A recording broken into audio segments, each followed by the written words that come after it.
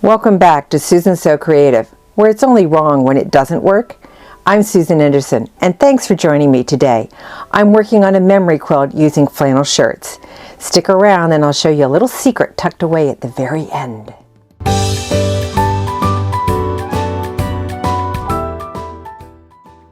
Every memory quilt I've ever seen has been done with t-shirts. Well, I've got a lot of flannel shirts and I like flannel quilts, so I decided to make a memory quilt with my flannel shirts. Now I'm going to remove all the center plackets, buttonhole strips, the pockets. You gotta watch for those. Sometimes they're hidden, especially on a flannel. They're supposed to match the plaid, and they do, and you can't find them. But make sure you remove those. And then check the fabric and make sure you don't have any imperfections, holes, snags, or anything else going on them, or where the fabric has been damaged. Now I'm going to cut all of my shirts into 8.5 inch strips using my ruler. And then I'll go back and cut them or recut them into 8.5 inch squares. So I'm going to just go ahead and cut through all layers at one time and continue until I don't have any of the shirt left.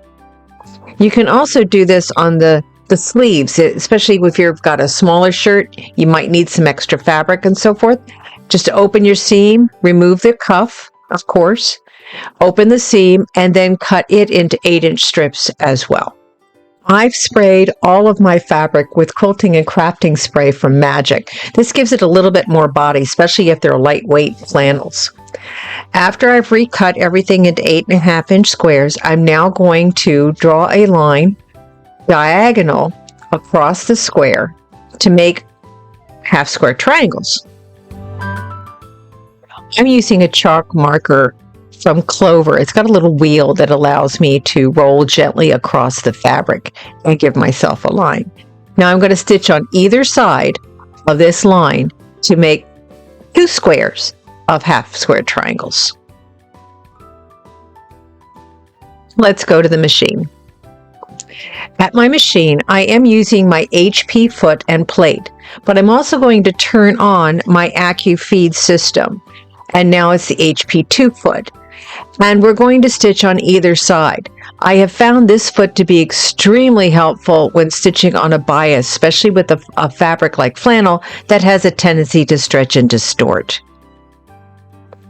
After stitching one side, you want to go ahead and flip the square around and stitch on the other side of the line. Either side of the foot gives you 1/4 inch from the edge of the foot. So regardless if you have the fabric stitching on the left or the right, you'll still get 1/4 inch seam. Now split the square into 2 using a ruler and your rotary cutter. That will give you 2 squares of 7.5 inches.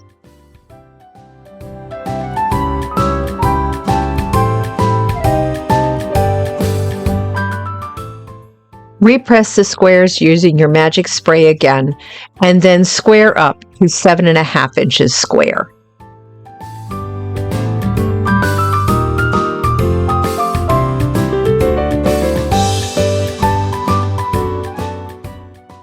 Then sort your squares by the dominant color. Then I mix sorted the squares again into rows. I have 9 rows or 9 piles of 8 squares each. I tried to space out the blocks where I had numerous of one particular color, in this case the red. I had enough red to get either 3 or 4 blocks to a row. Back at my machine, I've not changed the setup. I'm still using the HP 2 foot and plate, and I'm just going to stitch right sides together, making a flying geese from 2 blocks.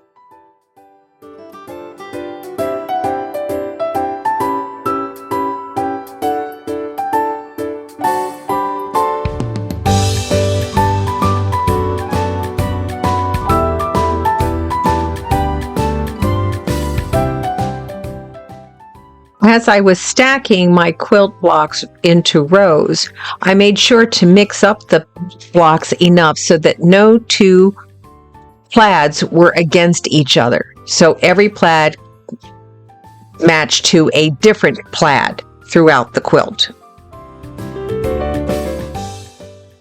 I've gone ahead and loaded my backing, my batting, and my quilt top to my frame and laid out a quilt. Now I did do design, an edge-to-edge design that would give me about 9 to 10 inches in a single pass. So I'm having to advance the quilt at the end of each row. To do this, I'm going to align my presser foot to one of the lowest points on the previous design row that I've just stitched out. I'm then going to go back to my panel, select the drag icon, which is on the left side of my Pro Stitcher.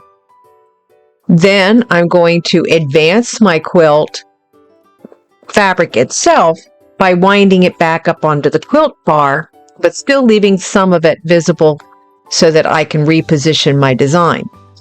Now I'm going to gently move my machine head to the point where I had picked it up before on the design. This time it's going to be on the quilt, but not on the screen. Then I'm going to go back to my screen and press the drop. This moves my complete design and repositions it onto my quilt. So I just press the start button and continue my row. I wanted this quilt to be a soft wrap quilt, not something necessarily for the bed, but something you want to snuggle with. So I made sure that my quilting was at least 2 inches apart. Double check with your batting that you're using. In this case, I used wool, but check with your batting to make sure of the distance between the quilting. And you can see I've turned out. It's absolutely beautiful. And the quilt is machine wash and dry. Remember, sheep don't shrink. And to make this quilt a little more personal, I added a pocket to the outside. Thanks for joining me today. Hope you picked up on some tips for making your memory quilts. As always, check with your local dealer for any of the accessories, notions, machines, or tools used in today's video. I'll catch you next time on Susan's So Creative, where it's only wrong when it doesn't work.